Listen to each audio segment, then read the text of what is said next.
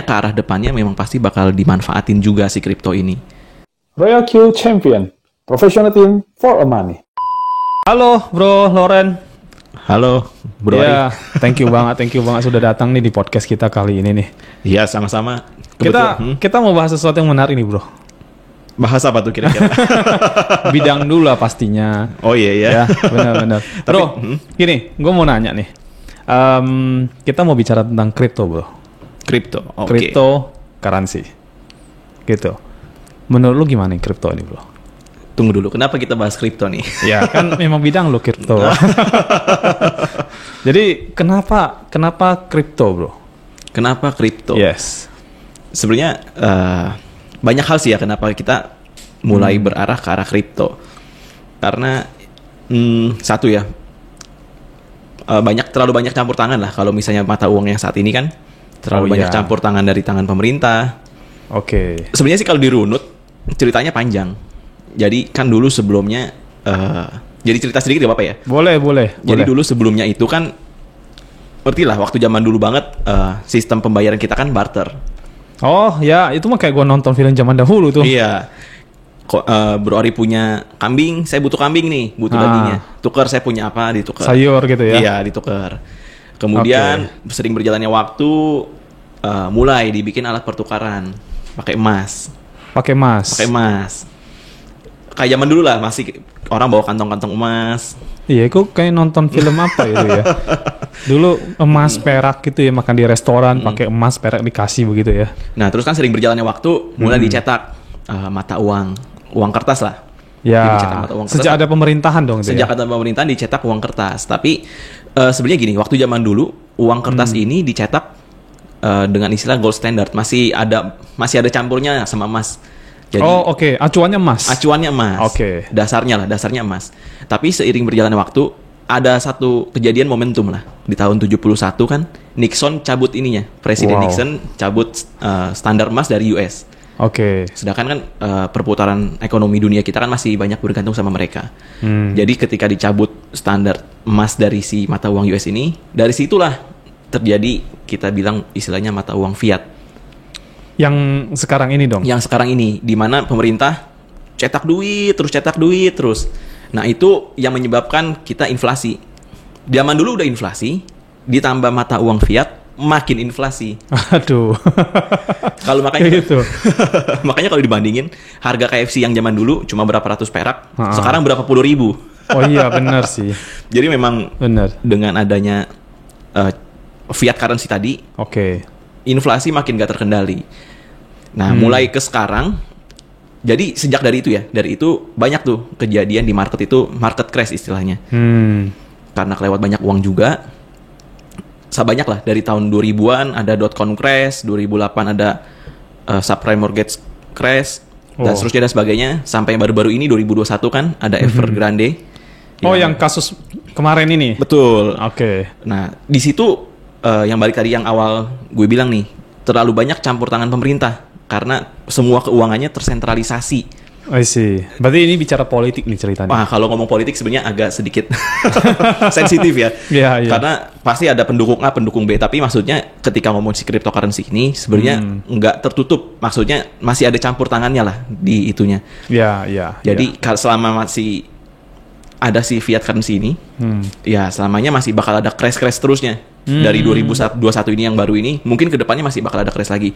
Nah, kenapa tadi yang kata Bro Ari bilang, kenapa cryptocurrency? Ya itu, banyak orang ibaratnya percaya lah ya. Karena kan satu, cryptocurrency itu kan limited. Bukannya jadi, digital ya? Betul, dia kan mata uang digital. Tapi dicetaknya secara limited, secara terbatas. Kalau kita ngintip di Binance lah ya, kan ada tuh total, atau di mana aja lah, kan ada total uang yang cryptocurrency yang disebar di umum berapa, yang masih ditahan sama pemerintah sama perusahaannya berapa, dan total nominalnya segitu aja. Tapi ada kemungkinan besar nggak sih mereka tuh bisa menggandakan itu lagi, kan mereka yang bikin Bro. Kalau misalnya gitu tergantung ya, balik lagi ke masing-masing perusahaan penerbitnya ya. Tapi sering kali sih ya, kayak Bitcoin contoh lah, paling terkenal ya, paling terkenal kan Bitcoin. Semua orang tahu lah Bitcoin. Semua orang tahu Bitcoin. Nah, itu mereka secara nominalnya berapa yang diterbitin, ya segitu aja. Maksudnya justru itu yang kita orang-orang banyak yang maksudnya mulai beralih ke kripto karena ya itu mereka tuh limited stock. Sedangkan mata uang kita tuh dicetak terus. Oh, oke. Gitu. Itu ngaruh ya ternyata ya. Ngaruh karena mata uang dicetak, inflasi makin tinggi. Ibaratnya gini, orang kan sekarang banyak yang bekerja untuk duit. Kecepatan kita bekerja menghasilkan uang sama kecepatan uang dicetak pemerintah jauh kecepatan uang dicetak pemerintah. Makanya seiring berjalannya waktu, mata uang kita ini berkurang, terkikis terus nilainya ya, nilai tukarnya. Iya, iya. Nah, makanya orang banyak yang mau beralih nih ke kripto. Karena mereka percaya, satu, mereka desentralisasi. Maksudnya nggak ada regulator resmi lah. Iya, iya. Dari kalau pemerintah kripto kan sendiri. seperti itu ya. Nggak ada regulator resminya, jadi banyak yang mau ke sana. Terus juga limited yang tadi, jadi bisa kita bilangnya hedging ya, lindung nilai lah. Jadi mempertahankan nilai aset kita tuh segitu-segitu aja. Iya, iya, benar. Kalau mata uang fiat itu kan pas kita ada di Indonesia, ya kita pakai rupiah. Betul. Pas kita di contoh Amrik ya, kita pakai dolar, US Betul. dollar ya. Tapi kalau kita pakai cryptocurrency, ya di mana aja bisa asalkan orang mau terima itu ya. Setuju. Di mana aja bisa asalkan orang mau terima. Contoh baru-baru ini kan beritanya nih lagi in lah. Mungkin Bro Ari tahu AMC ya? Tahu. Ya, production house itu kayaknya. Iya, itu kan ibaratnya bosnya perfilman lah di sana. Betul. Di US lah ya. Mereka kan baru-baru ini mulai nerima nih pembayaran pakai cryptocurrency. Yang baru-baru ini kelihatan itu kan Bitcoin, Ethereum, terus ada XRP. Nah, terus baru-baru ini kan juga ada kabarnya sih, desas-desusnya kan bakal Dogecoin pun bakal dipakai buat mereka bisa terima gitu. Oke. Jadi semakin banyak luas diadopsi si cryptocurrency ini, sebenarnya semakin bagus buat kita. Berarti gini, yang pakai kripto ini sebenarnya bukan cuman perorangan lagi, tapi sudah antar company ya sebenarnya. Antar company satu, terus juga ada beberapa negara yang paling santer lah ya, yang baru-baru ini kedengeran yang El Salvador ya. Oke, ya, lagi high in tuh. Iya, betul. Mereka kan mau adopsi Bitcoin buat legal tender, terus malah mereka udah bikin ATM Bitcoin nih. Oh, wow. Iya. Sampai udah kayak gitu ya? Iya, jadi ya memang balik lagi banyak yang udah mulai gak percaya nih sama paman Sam kita. Iya. Makanya digempur itu. Iya. Bener banget kayak kata Bro Ari bilang, makanya digempur. Orang yang beralih hati dari USD ke mata uang lainnya, banyak yang digempur. Maksudnya mereka tuh mau mempertahankan nilai USD-nya mereka. Tapi gimana ya? Tapi agak susah sih kalau menurut gua sih ya. Ini sebenarnya case-nya tuh kayak satu brand Indonesia yang tadinya offline, terus ke online, akhirnya bentrok selama beberapa tahun. Tapi in the end semuanya ke online akhirnya. Gua rasa juga kita kalau bicara soal uang begini kurang lebih sama kayaknya. Mungkin bentrok yang ini mungkin agak panjang kali ya. Tapi in the end harusnya semua pasti banyak bermain ke arah kripto sih harusnya. Betul. Kayak waktu dulu aja Bro Ari, inget nggak waktu awal mula, yang paling gampang ya, Gojek sama Grab baru pertama launching. Tit dulu ya. Brandnya. Gak boleh sebut ya. Sorry. Iya. Waktu pertama ojek online baru launching lah. Iya. Mereka kan kebayang kan, tukang ojek online diintimidasi sama tukang ojek pangkalan. Ya, betul. Itu beberapa tahun yang lalu tuh. Iya, udah beberapa tahun yang lalu lah. Setiap kali ada yang lewat, terus itu hari itu. Setiap hari ada ribut lah ya. Iya. Maksudnya nggak pernah akur. Iya. Sekarang sering berjalannya waktu, kemana ojek pangkalan? Betul. So, akhirnya mau nggak mau ikutin zaman kan? Mau nggak mau harus ikutin zaman. Jadi sepertinya zamannya kripto ini nanti akan datang nih zamannya. Kalau sekarang kayaknya baru mulai, terus udah cegat sana sini, terus ya secara negara juga mereka kan tidak mau mata uang mereka melemah dibandingkan kripto kan ya. Betul. Karena kalau sampai masyarakatnya kehilangan kepercayaan lah sama mata uang negaranya sendiri, ya kan negara aja pasti bisa kolaps itu ya. Kacau lah pasti. Sama banyak lah kasus-kasus beberapa negara yang sampai kolaps karena masyarakatnya sendiri gak percaya. Oke. Terus kalau kayak gitu sebenarnya kita boleh nggak sih investasi di kripto seperti ini? Sebenarnya kalau ngomong boleh atau enggaknya ya, ini tergantung ke preferensi masing-masing. Tapi kalau saya pribadi, gue pribadi ya, kalau misalnya sekarang nih saat yang tepat gitu, karena masih awal banget kan, masih awal mereka launching, dan juga memang arahnya pemerintah mulai ada beberapa negara kan yang udah mulai adopsi mereka kan.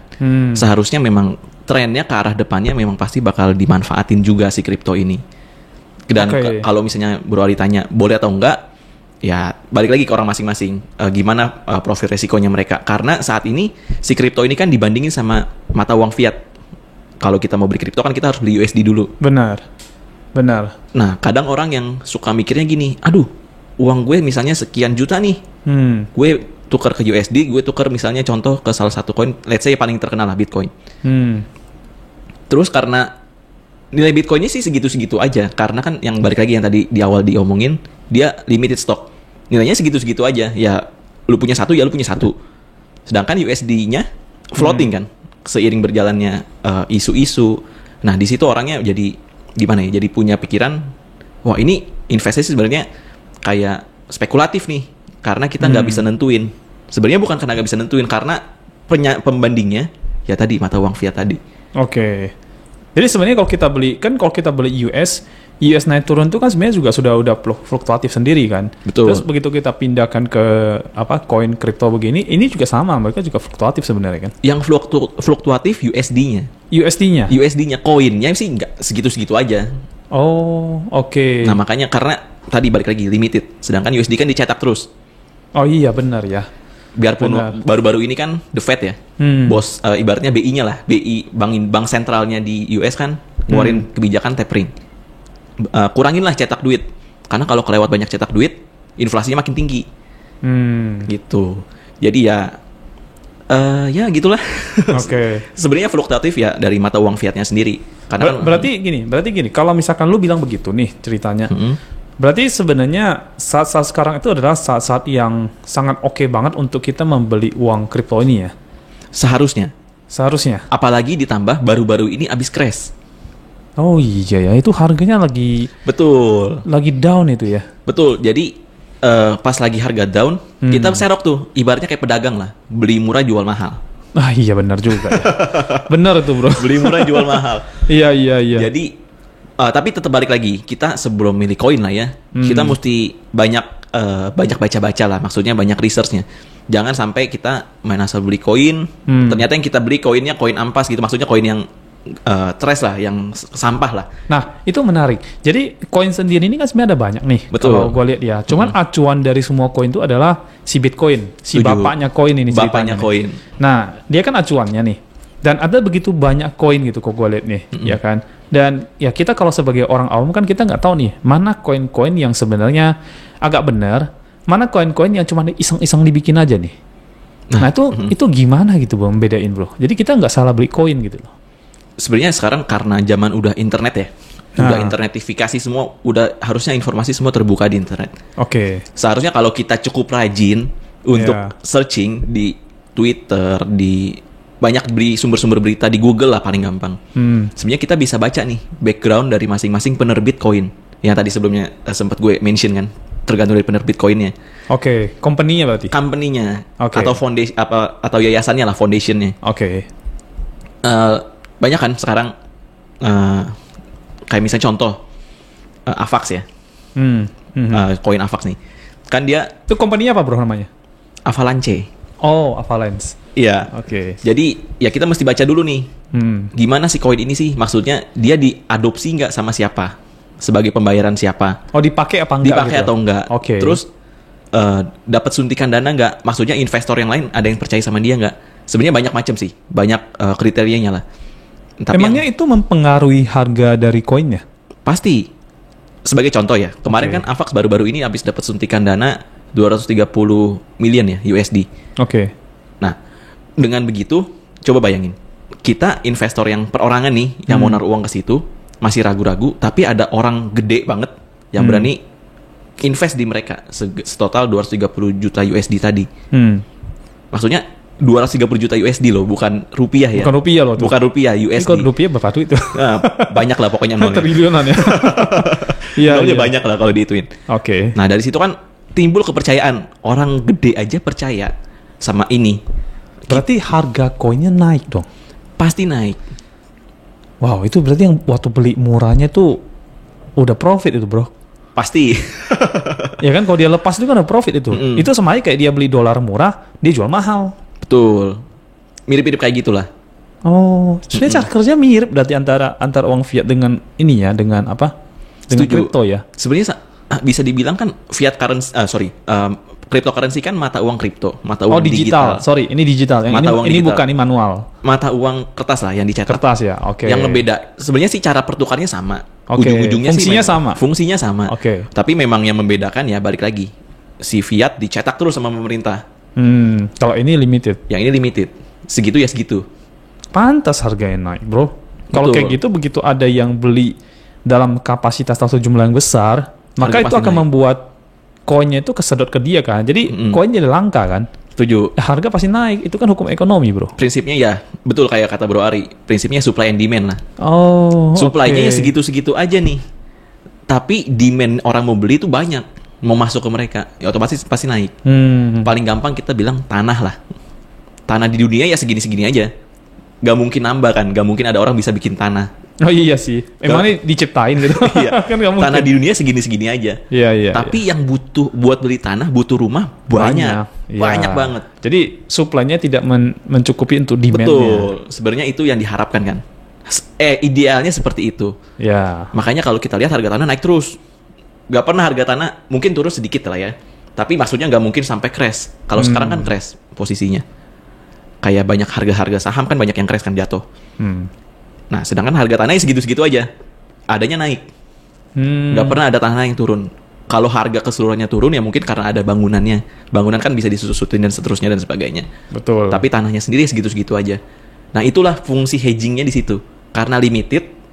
Oke. Supply-nya terbatas nih. Yang butuh banyak. Berarti gini, bro. Sebenarnya kalau gua ikutin ya tentang kripto ini ya. Mereka yang punya uang yang lumayan besar nih, ya contoh ya, kayak yang salah satu orang kaya di dunia lah ya, dia kan pernah beli Dogecoin namanya, dan dia beli dalam jumlah besar. Akibatnya yang tadinya koin itu tidak dikenal orang, langsung peng gitu loh. Jadi booming. Langsung booming gitu, harganya langsung tiba-tiba bisa meroket begitu. Berarti ini sebenarnya permainan orang kaya dong sebutannya begitu. Ya kalau ada beberapa yang skeptis lah ya, yang skeptis pasti bakal bilang, wah ini permainan orang kaya nih. Permainan orang kaya maksudnya bisa dipom-pom kapan aja. Iya, bisa dipompa kapan aja gitu. Betul, makanya balik yang tadi sebelumnya yang gue bilang, tetap harus balik ke fundamental masing-masing koinnya. Kalau koinnya sebelumnya udah maksudnya diadopsi lah ya, dipakai untuk pembayaran, banyak orang yang mau investasi ke mereka. Oh, itu berarti tidak tergantung ke satu orang tuh. Tetap tergantung. Itu market dong tuh berarti. Tetap tergantung, mungkin kalau misalnya namanya pemain bandar gede lah ya, beli gede pasti harga naik.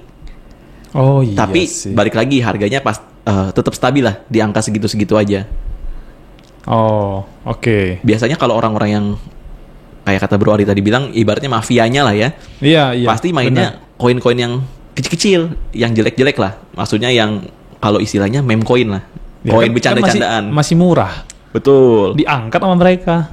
Iya. Udah, booming bro. Pas booming mereka kabur. Bener, dijual sama mereka. Yang nggak ngerti, cuma ikut-ikutan aja nah. Beli di atas, pas lagi jatuh habis. Berarti, berarti gue ngerti kan. Berarti setiap orang yang sebenarnya mau beli koin, itu mesti ngecek dulu background dari koinnya itu. Setuju. Apakah koin ini termasuk koin yang memang berjalan sesuai market, atau yang cuman koin iseng-iseng yang dimainin sama orang kaya begitu ya? Setuju. Memang harus sebelumnya, kalau istilahnya kan kalau investment ya, kita kan kenal istilahnya due diligence. Oh iya, betul. Kalau bahasa Indonesia uji kelayakan lah. Kita pelajarin dulu nih. Makanya sebelum investasi kemanapun lah, baik ke kripto, ke saham, ke real estate, ke bisnis, kita kan harus belajar dulu. Oh iya benar, gue setuju. Setuju banget. Belajarnya ini loh, kadang yang nggak orang suka ngelewatin lah. Kan nggak mungkin orang bayi baru lahir langsung bisa lari. Pasti kan belajar jalan dulu. Nah itu yang belajarnya itu yang orang suka gak mau. Cuma ngikutin tren aja. Oh, Doge lagi naik nih. Wah, ikutan beli. Harapannya ikutan naik terus. Mungkin gini bro. Mungkin bukan belajar tidak mau, tapi tidak ada tempat mengajar bro. Jadi tidak ada tempat ngajar untuk mereka belajar. Makanya nanti kita bikin ini ke champion nih. Kelas belajar secara offline ya. Kita bikin ya. Bro kan nanti di situ kan akan ngajar tentang ini ya, tentang kripto ini ya. Jadi baca marketnya, analisnya dan sebagainya ya.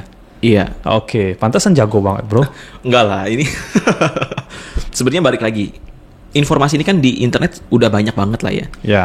Asal kita mau meluangkan waktu untuk research sendiri, ya sebenarnya kita bisa melewati nih. Maksudnya kita mempelajari diri kita sendiri, ngajarin diri kita sendiri. Oke. Tapi kan balik lagi, orang kan suka bilang, aduh gue sibuk, aduh gue gak punya waktu. Ya. Nah di situ kan nggak semua orang bisa seperti itu bro. Nah itu kalau dia. orang-orang misalkan orang tertentu yang mereka juga punya kegiatan lain dan sebagainya, kan nggak mungkin mereka pantangin itu. Betul. Nah makanya butuh signal dari kita nanti ya. Ya balik lagi sih, ya, apapun itulah, kalau namanya investment harus investasi pada diri kita pada diri sendiri dulu, diri kita sendiri. Ya paling tidak tahulah gitu loh. Secara gambaran besar itu harus ngerti tentang cryptocurrency itu sebenarnya apa sih gitu loh. Kenapa dia bisa naik, kenapa bisa turun. Betul. Terus ada tadi apa namanya koin yang disebut sebagai koin yang jokes, yang meme gitu. Ya, jokes, meme, atau koin yang benar-benar punya fundamental bagus. Betul. Oke. Jadi memang harus harus mengisi diri sendiri dulu lah. Gak jangan gini, prinsipnya sih apapun itulah, koin itu harus, apapun itu ya jenis investmentnya, harus belajar dulu. Jangan ikut-ikutan lah, karena lagi ngetrend nih kripto, ayo ikut-ikutan. Iya. Oke. Last question dari gua. Bro, saya mau tanya, bisa nggak sih kaya dari kripto? Sorry? Bisa nggak sih kaya dari kripto? Kan gini, kita kan menukar uang dari rupiah kita kan ke dolar dulu, baru kita beli koinnya kan. Nah, kalau koinnya lagi harga kan, nah itu kan profitnya lumayan bro. Betul. Kalau kita bilang itu bisa profit, berarti harusnya bisa dong. Seharusnya bisa, memang bisa. Jadi kan prinsipnya sih kayak trading lah ya, kayak jual beli gitulah ya. Oke. Pas saat masuknya rendah, jualnya tinggi, kita dapat fiat currency yang lebih banyak. Ya ibaratnya tetap aja balik lagi ya, kita tetap jadi kaya lah gitu. Iya, kalau nggak ngapain itu yang orang-orang kaya itu beli begitu banyak terus harga naik dia jual begitu. Betul. Itu kan mereka main kuantiti besar sekali itu. Main kuantiti besar dan masih saat ini ya. Kenapa mereka jadi makin kaya? Karena masih dibandingin si cryptocurrency ini dengan mata uang fiat tadi. Pas lagi belinya rendah, dia jualnya tinggi ya, dia dapat uang kertas yang banyak banget, mata uang banyak banget lah. Balik ke USD-nya banyak banget. Makanya bisa dibilang makin kaya. Oke. Berarti bisa dong ya? Bisa. Pertanyaan yang berikutnya gini. Terus bisa loss nggak? Kalau yang gua tahu selama ini dari cryptocurrency kan ya. Pada bilang begini, sebenarnya kripto itu tidak bisa bikin kita rugi asalkan waktu harga turun kita nggak jual. Itu benar nggak bro? Cryptocurrency nggak bikin kita rugi asal pas lagi rendah kita nggak jual. Benar. Sebenarnya cryptocurrency ini gak bikin kita rugi, gak bikin kita untung. Oh gitu. Iya. Yang bikin kita rugi, bikin kita untung itu kalau kita tuker balik ke si USD tadi. USD-nya. Ya. Selama kita nggak tuker, even market lagi crash pun, ya kita nggak kenapa-napa. Oh berarti kita pegang barangnya. Kita pegang barangnya. Dan barangnya kan koinnya lah ya. Iya. Oke. Mungkin koinnya kita nggak bisa pegang fisik lah ya. Maksudnya kita punya pencatatan, kita tuh punya koin itu. Iya. Nah itu kan nggak bisa basi. Iya benar, itu nggak bisa basi. Nggak bisa, maksudnya nggak bisa expired lah, nggak bisa. Kalau barang makanan 3 hari mungkin expired bisa. Itu rugi ya, benar-benar ya. Kalau ini nggak ya? Kalau ini kan nggak kehilangan nilainya. Maksudnya gini, selama kita pegang itu, mau harga naik, harga turun, selama kita hold dia, ya kita punya dia. Kayak emas lah. Betul. Kayak pegang emas, mau dia harga turun, yang penting emasnya jangan dijual nih. Setuju. Oke. Dan kalau ketika dia naik, kalau ini dijual, ya profit lah bro, namanya ya. Betul. Makanya kalau ditanya Bro Ari, bisa rugi nggak? Ya tergantung. Kalau kita tuker balik ke mata uang kita saat ini, ya pasti bisa rugi. Pada saat dia harga turun ya? Pada saat kita turun. Tapi pas kita nggak tuker-tuker nih, ya kita balik lagi yang tadi gue bilang, hedging nilai aset kita. Ya segitu. Berarti gini bro, sebenarnya kalau mau make profit dari cryptocurrency ini sebenarnya dibilang susah enggak, dibilang mudah juga enggak. Yang penting waktu kita beli, kita tahu memang koin ini bagus, kita beli dan kita main long run itu sebenarnya bagus berarti ya? Iya. Yang penting sih asal balik lagi ya, balik ke fundamental koin masing-masing. Iya, pasti pelajari dulu dong. Pelajari dulu. Nah, ketika udah dipelajari, misal fundamentalnya, contoh deh, ada satu koin itu yang saya agak suka tuh namanya Solana. Ya, dan gue udah pelajari fundamentalnya sih. Dan ini menurut gue sih oke. Nah kalau gue beli sekarang, mungkin nggak nanti dia naik cukup lumayan gitu? Kalau ngomongin mungkin atau enggak, semua kemungkinan pasti terjadi sih. Namanya market kan. Kita nggak ada yang bisa nebak. Even analisa teknikal pun dengan grafik dan sebagainya itu kan hanya memperkirakan aja. Kita nggak bisa nebak bagaimana pastinya. Tapi selama diri kita sendiri pede nih. Kayak misalnya Bro Ori udah pede banget nih sama Solana. Kayaknya nih koin bagus nih fundamentalnya. Segala macamnya oke. Ya gak apa-apa. Asalkan balik lagi. Harus based by research. Jangan asal-asalan. Iya. Saya berkaca dari Bitcoin sendiri. Waktu pertama nongol mungkin 10 tahun yang lalu kali ya. Mungkin ya. Saya nggak lupa juga ya. Itu harganya kan cuma berapa duit ya. Sekarang satu koinnya itu bisa ratusan juta ya. Ratusan juta loh. Nggak main loh. Satu koin doang loh. Nah ini balik lagi sama kayak yang tadi. Semakin banyak yang adopsi, semakin banyak yang mau, ya pasti harganya makin nanjak. Ditambah limited stock. Cuman kenaikannya itu loh. Kenaikannya tuh nggak main-main gitu. 10 tahun itu naik berapa persen tuh? Dari harganya cuma berapa ya? Sekarang harganya mahal banget itu. Gila yang pegang satu koinnya itu udah mungkin 10 tahun dia udah ratusan juta langsung. Pasti, apalagi kalau yang punyanya banyak kan. Apalagi punya banyak ya. Makanya. Zaman dulu 10 tahun yang lalu Bitcoin berapa sih? Murah banget lah. Paling berapa puluh ribu doang kalau di ke ini ya rupiah. Gila ya, berapa puluh ribu ya. Kalau beli 5 aja ya. Berapa puluh ribu doang beli 5 gitu ya. Iya. Taruh aja gitu. Tapi kan zaman dulu orang mikirnya gini, apa sih nih cryptocurrency ini? Apa sih Bitcoin? Pikirannya kan negatif dulu. Sebentar. Bro, kalau kayak gitu gini, ini nih. Gue mikir begini sekarang nih. Kalau sekarang seandainya nih, ini kan ada banyak koin meme nih ceritanya nih. Tiap koin gue beli aja 5 koin misalkan. Nah, balik lagi. Kalau koin meme, maksudnya kita nggak jelas nih fundamentalnya apa. Iya, tapi kan dari banyak ada satu aja yang jadi. Lumayan duitnya. Ya itu gak menutup kemungkinan. Iya kan, benar kan? Benar. Tapi ya balik lagi, mau nunggu sampai kapan nih? Maksudnya ya biarin aja, kalau memang ada uang dingin kan taruh aja gitu. Gak usah dilihat gitu ya. Itu sebenarnya balik ke preferensi orang masing-masing sih. Kalau misalnya memang mau, maksudnya kan harga koin meme kan juga murah banget lah ya. Iya makanya justru murah banget gitu. Kalau kita berkaca dari Bitcoin saja, seandainya waktu itu gue beli 5 koin aja. Miliaran bro sekarang loh. Iya. Gila nggak? Homia lah hidupnya lah, happy. Iya. Padahal ya kalau lagi harga murah, ya berapa sih harganya? Mungkin ya kita taruhlah berapa juta kita taruh di situ. Habis itu kita beli beberapa koin, koinnya banyak kan gitu. Udah biarin aja begitu.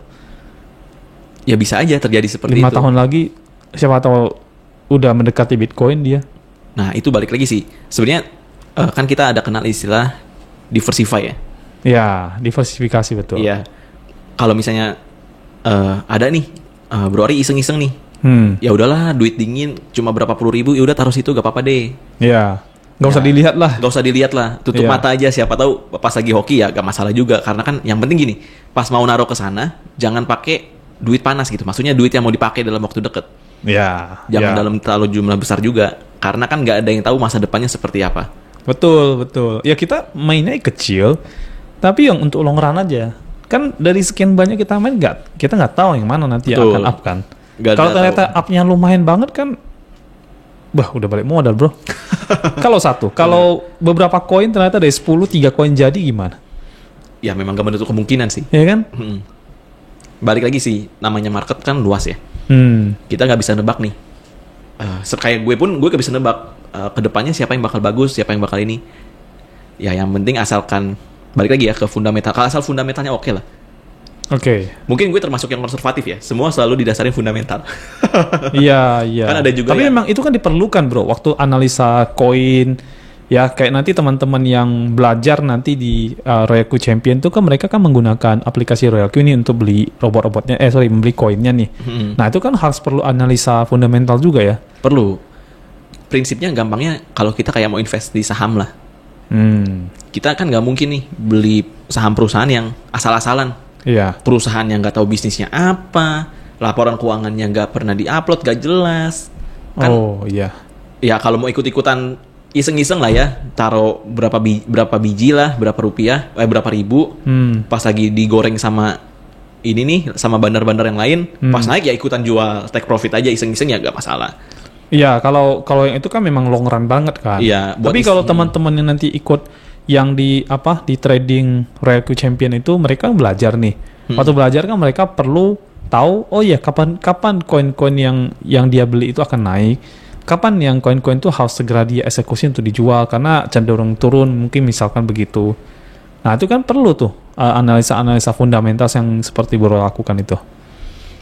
Perlu sih. Bahkan sebelum kita putusin buat beli pun, kita harus benar-benar tahu nih si koin ini tuh udah pernah ngapain aja. Nah, itu dia tuh. Itu penting banget itu. Betul. Kayak baru-baru ini kan ada koin namanya CFX Conflux kalau nggak salah nama kepanjangannya. Oke. Wah, saya belum pernah dengar tuh. Ada waktu itu sempat muncul di Binance, tapi sekarang masih ada di Binance. Jadi sempat di saat yang lain lagi pada kebakaran, lagi pada bearish lah istilahnya, lagi pada merah. Lagi pada merah. Oke. Dia doang sendiri naik 160%. Gila ya. Hijau sendiri dia. Hijau sendiri. Naiknya gak kira-kira lagi sampai ratusan persen, 100% lebih. Wow. Ternyata. Nah, balik lagi orang pasti mikirnya, wah ini kenapa nih? Ini koin kenapa hijau sendiri di antara yang lain pada merah? Iya benar. Nah, balik lagi. Apa yang bikin dia begitu ya? Ternyata si koin ini habis diuji coba sama pemerintah China di Shanghai kalau nggak salah, diuji coba buat jadi alat pembayaran atau gimana. Nah itu kan beritanya positif. Oke, betul. Itu beritanya positif loh. Di situ orang jadi timbul kepercayaan nih. Wah ini koin kelihatannya bakal dimanfaatin mungkin ke depannya. Jadi orang berani beli lah. Pas lagi harganya kan kebetulan cuma 0, sekian US ya. Masih murah. Murah banget tuh. Iya. Nah makanya balik lagi kayak kata Bro Ari, yang namanya fundamental ya penting. Ya balik lagi kayak gitu. Kalau nggak kita bingung nih. Kenapa yang lain pada kebakaran, dia doang yang hijau sendiri? Iya begitu. Benar. Berarti memang tiap koin itu tuh sebenarnya kalau memang mereka punya project, punya fundamental yang bagus, ya mereka berpotensi untuk ya harganya up untuk gitu up. Ya. Even lagi crash kayak sekarang pun, mereka pasti akan naik lagi. Oke, nggak mungkin selamanya terus di bawah lah. Nggak mungkin selamanya terus di bawah. Balik kayak saham lah mirip. Kalau misalnya even lagi crash pun, asal fundamental perusahaannya bagus, rasio pendapatan sama bebannya semuanya oke lah dari perusahaan itu, ya pasti even dia crash pasti dia bakal naik, bakal rebound.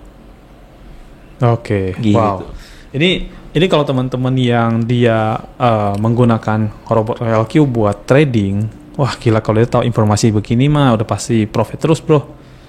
Mungkin sebulan mungkin berapa puluh persen udah di atas itu dah. Ya kan? Asalkan mereka ngerti fundamental, ngerti analitikalnya, ngerti, terus paham mana koin-koin yang harus mereka beli, mana koin-koin yang tunggu dulu, hold dulu, jangan dulu gitu. Nah ini menarik nih Bro Ari, karena mostly ya yang gue lihat nih saat ini orang yang ikut Royal Q ya. Iya.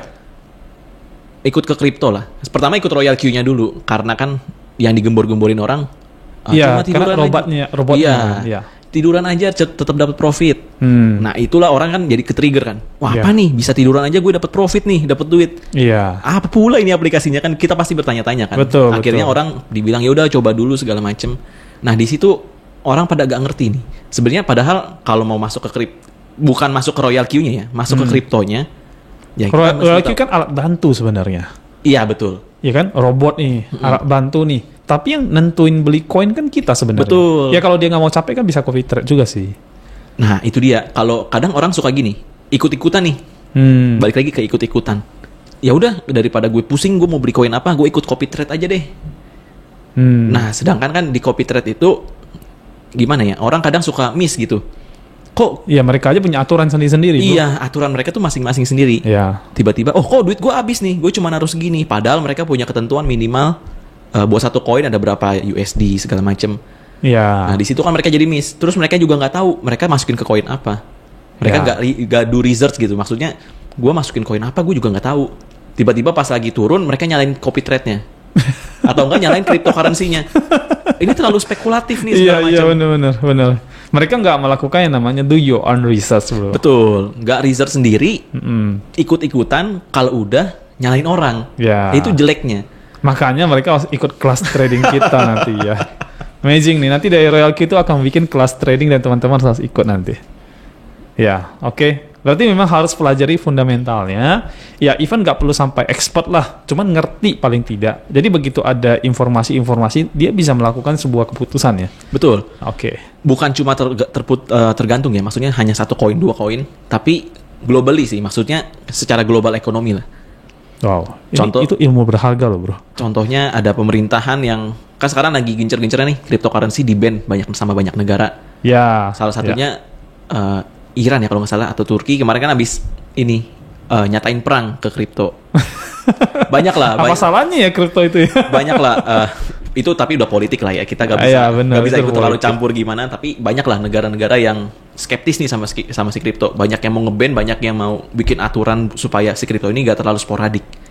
Oh iya. Nah itu juga mesti tahu nih kira-kira kalau ada peraturan begini, impact-nya ke market bagaimana? Oke.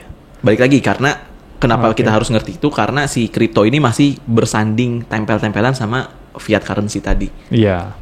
Fiat currency itu berarti bicara mata uang kan? Mata uang dolar lah, rupiah lah, betul, ringgit lah, ya kan, kayak gitu kan? Dan sebagainya. I see, oke. Selama mereka masih tempelan berdua, selama itu juga mereka tetap terpengaruh sama berita global. Oh iya. Ketika nanti, suatu saat nanti, udah bener-bener gak saling tempelan nih, udah gak perlu bersanding dengan USD dan seterusnya dan sebagainya. Wah, disitulah kripto berjaya. Di situ kripto berjaya.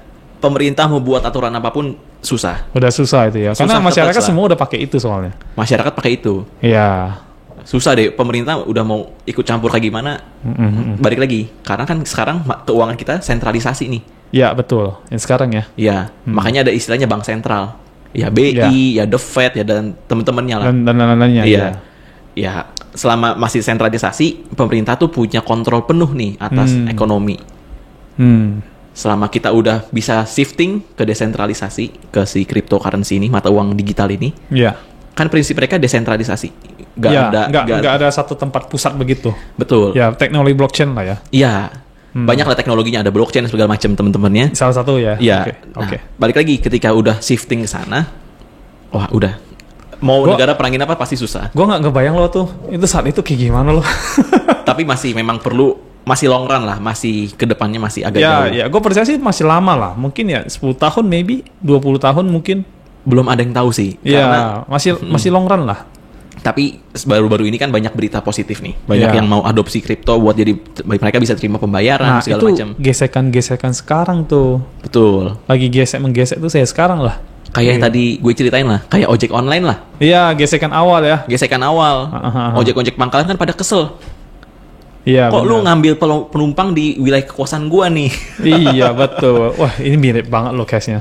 Mirip, tapi seiring berjalannya waktu, lihat sekarang, orang butuh ojek online. Bener. Malah karena lebih mudah.